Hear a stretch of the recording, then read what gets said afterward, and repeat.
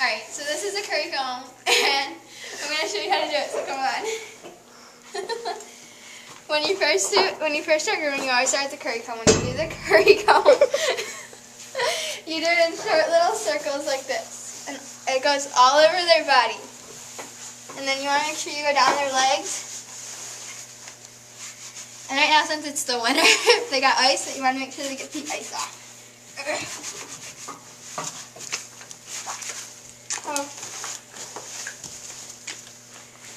Oh, dude. Okay.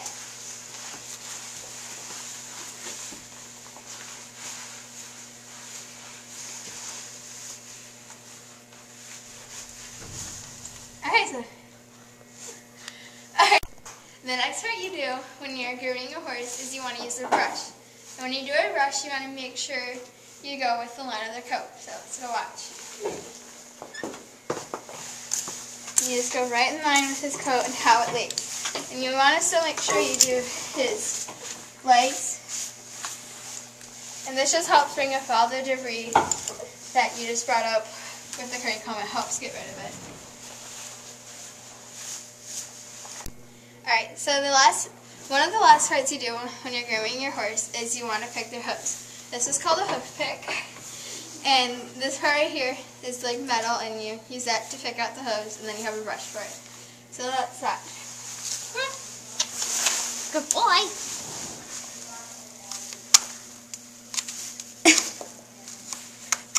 Oh God.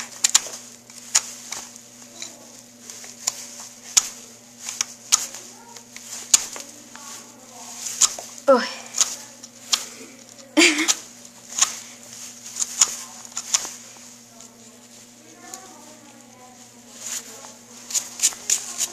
Good boy. Alright. Okay, so this is a hairbrush, and we use it for their forelock, their mane, and their tail, and it helps brush up out of the nuts. So let's go watch. And the whole point of this is just to get all the nuts out. And you kind of want to make this a part of your daily routine for grooming, because it will help. I could brush. And so you just want to keep brushing, and it helps get their nuts out.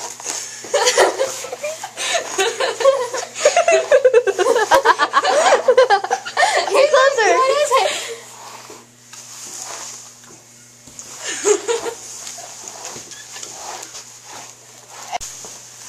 And with the tail, you want to start at the end. Oh yeah, and you want to always brush it out on your side.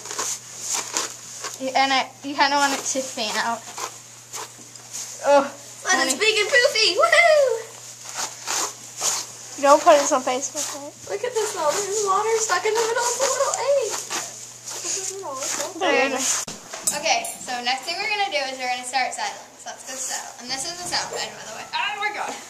Okay, so when you saddle, you want to make sure it covers the withers. And yeah, the saddle head might be a little too far, but that's because like he's really small. And so the next thing we have is the saddle. And when we put the saddle on for him, he's got a Cooper, so we put it farther back at first.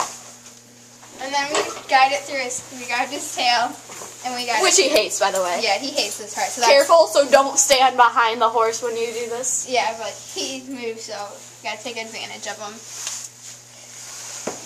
And then you pull it back up to its spot. And then you pull Pull the this saddle up head. into the pocket. Yep, thank you. And then before I start the girth, I always go to the other side and make sure it's all even. As like right now it's not. Okay, and then we do the saddle, or the girth. And you start at the side that doesn't stretch so much. And then you want to start it loose on each side. So I always go to like the first hole. I'm growing.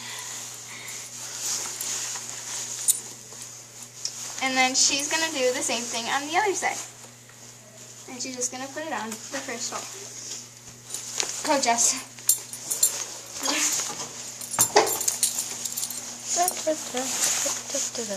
And it's going to go on the first hole. You gotta put it through the keepers. Yep, you want to make sure it goes through the keepers. He really doesn't like this. Are you doing first Yeah, first and second. No, first and second. Yeah. You can either do first and third, back two, or front two. Whatever you prefer, and however However that fits fits the more on the horse. girth. And the That's horse. normally ponies first two, horses back two. Anything really in between, if you don't know, do outside two. Okay, and then you just tighten it up. Okay, so the next part we do is we're going to bridle the horse. And so, with him, since he's small, I undo him on both sides first, just because he's so small and I can get more hold of him easier. And with a bigger horse, depending on how your horse is, you might need to keep a cross tie hooked on one side and put the halter over his head, but I don't need to. Then I always put the reins over his head. Dude, cooperate. And since we're in a cell, he thinks there's food in here. So, yeah. And then you just kind of want to guide the bit into his mouth. And right now he's trying to Do something we're not really sure. yeah, he's weird. And then you put it in.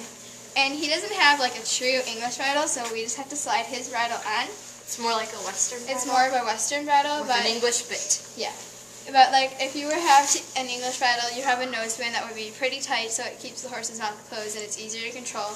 And then you have the throat latch too, but he doesn't. He's a little special boy and doesn't have to have either of that. So yeah.